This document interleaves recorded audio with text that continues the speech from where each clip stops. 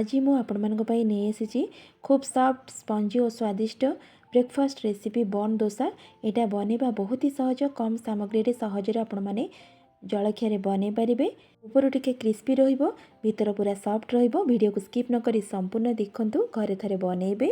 नमस्कार सब बंधु, मुझे इप्सिता मो चैनल इप्सिता किचन में आपण मानक अनेक अनेक स्वागत। तेज चलतु आउ डेरी नक आज रेसिपी टी स्टार्ट करवा।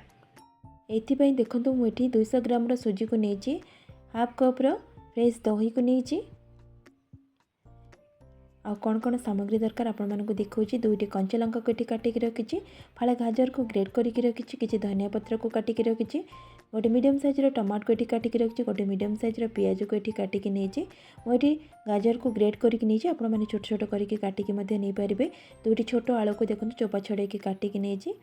एबे मिक्सिंग जार नहीं जावा, से सुजी को देदेबा, दही को मध्य से देदेबा, जो कंचा आलू रखते ताकू मध्य देकी अल्प पानी देकी ताकू भल से पेस्ट करके नहीं आसवा। एबे देखंतु पेस्ट करके ताकू नहीं आसली, बैटर कंसिस्टेंसी एमती ही रहिबो। एबे गोटे मिक्सिंग बाउल नहीं जावा, से बैटर को देदेबा, बैटर को देकी जो काटिकी सब परिबा रखते ताकू देदेबा। ये काटी रखिथिबा धनिया पत्र, टमाटो, ग्रेट करके रखिथिबा गाजर, कंचा लंका, पियाज को मध्य देदेली। सब परिबा को टिके छोट छोट करके काटिबे। एबे हाफ चम्मच जीरा और स्वाद अनुसार लुण को दे दूची, गोटे पिंच खाइबा सोडा को दौची। खाइबा सोडा जगह आपण मैंने इनो भी ऐड करें। एबे ताकू भल से मिसेबा।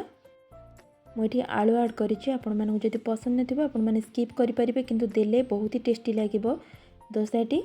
एबे देखंतु भल से ताकू मिसेई नेली, बैटर कंसिस्टेंसी एमिति ही रहइबो। एबे गोटे गैस रे तड़का पैन को बसैकी से तेल को देदेबा। तेल ए गरम हो गला परे अल्प सोरिष को देदेबा। सोरिष फुटीगला परे बैटर को से दबा। ये 2 चम्मच बैटर मु दौची, एटा टिके मोटा हेबो सेतिबाई मु 2 चम्मच दौची। एबे दे देकी ताकू आमे लो फ्लेम रे पूरा 1 ରୁ 2 मिनिट पर्यंत कवर करिबा। कवर करके करबा द्वारा जल्दी भी हो जिवो। एबे ताकू आर साइड कोल्टे नउची, कवर को काढी सारला परे आर साइड को 1 मिनिट पर्यंत आ टिके कुक करिबा। अल्प तेल को दे दउची, नाले ड्राई लगे ताकू पुनिया 1 मिनिट पर्यंत कवर कर नहीं। परफेक्ट 1 मिनिट पर कवर को काढ़ी नेली। देखंतु पूरा परफेक्ट हो जाए। आ टिके ताकू ओल्टे नउची, ताकू एबे प्लेट को काढ़ी नबा। सेम प्रोसेस रे आउ गोटे डोसा को बनी नेली। ये देखंतु तेल को मध्य सेम देदेली, सोरिष को दे दउची। सोरिष फुटीगला परे आमे बैटर को देदेबा। ताले दर्शक बंधु, आपण मानकू जदि आज रेसिपीटी भल लगी प्लीज गोटे लाइक करें। एमती सहज नुआ नुआ रेसिपी देखापी मो चैनल को सब्सक्राइब करने को बिल्कुल भूलबे नहीं। सब्सक्राइब कलापर पाखे थिबा बेल आइकन को क्लिक करेंगे। मुझे जितेबाला भी वीडियो अपलोड करी तार नोटिफिकेशन आपण मानक पाखे आग पहुँची पार। एबे देखंतु सेकेंड डोसाटी मोर ये रेडी हो गला। मुझे एबे प्लेट को काढ़ी नउची, एतिकी ही कुक करेंगे।